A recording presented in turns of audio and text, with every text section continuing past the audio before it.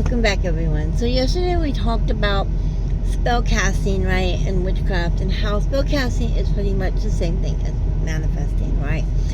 Today we're going to talk about mental focus, because that is a big thing as well that you need in manifesting and also spell casting, right? So when it comes to mental focus, we display physical energy by being active and mobile. So it's safe to say that some of us have a more active vigor than others, right? But what many people don't realize is that just as we possess physical energy as human beings, right, we also maintain mental energy. So we can't see or touch this mental energy because it is completely invisible to the human eye. But even so, we hold this mysterious power and use it every single day, whether we realize it or not, right? Mental energy is very, very potent and can affect our emotions and the emotions of those around us. We are usually able to sense when someone is happy or sad or angry, right?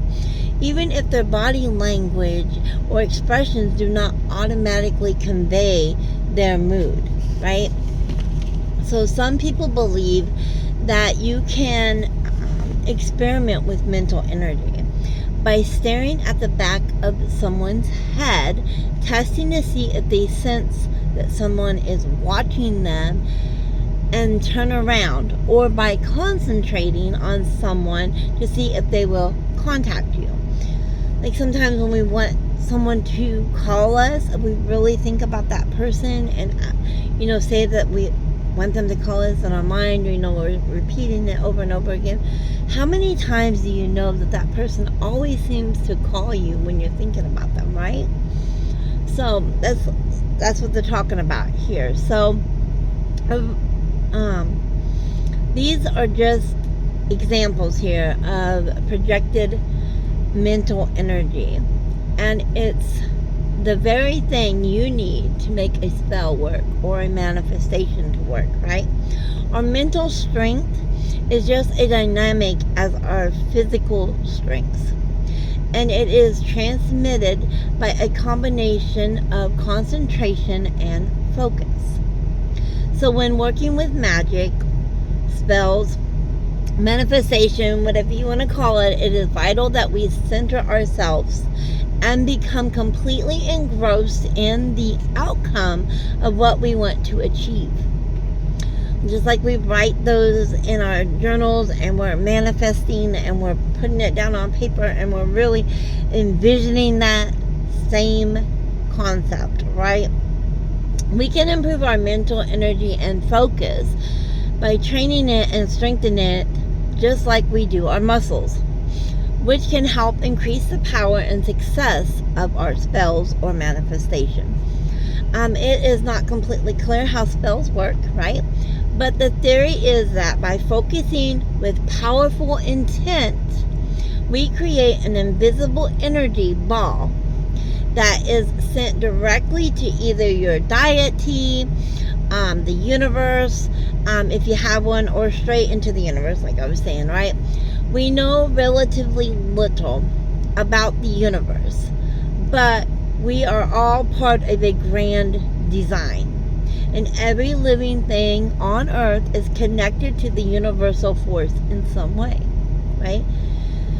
You don't need to have a specific faith for a spell to work, but it is thought that during a spell, the message sent by the caster is received by a higher power and granted accordingly. It's a myth that you have to be a witch in charge of a broomstick to cast out energy in the form of a spell. Because manifestation is the same thing. Everybody is talking about manifesting. It's the same thing. We're doing the same concept, right? So anyone can do it. Some consider it to be like the power of prayer or manifestation, right? If you are sending out an affirmation of what you need or desire, then someone or something will come to your aid and make it happen. You just have to find the path that suits you best and believe that the outcome will come, right? Saying a spell repeatedly helps to enforce the message as well. Just like when we write out our manifestation in our journal and we do it every single day and we envision that every single day, we're bringing that in. We're calling that into us. Same thing as a spell. It's the same concept, right? Which in turn gives it more power each time it is spoken. So, generally a spell is recited no less than 3 times in a row. And then at the end, we usually say so mote it be, or blessed be, or, something to those effects. So, tomorrow I'm going to get into traditional or modern witchcraft. So, like, which is better, what spells are better, and stuff like that. We're going to talk about the elements a little bit. So, if you want to know a little bit more about it, come check out the video tomorrow. We will keep going into this.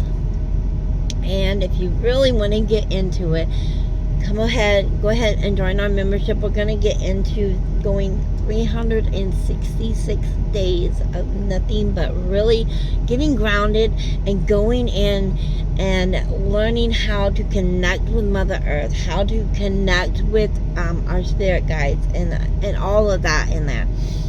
So if that's something that you're interested in, it's getting ready to be put inside the membership, along with a lot of other things. So there's chakras are in there, how to get aligned, how to get protected, how to protect yourself and your home. All of that is in there. There's healing sessions in there, a whole bunch of good stuff.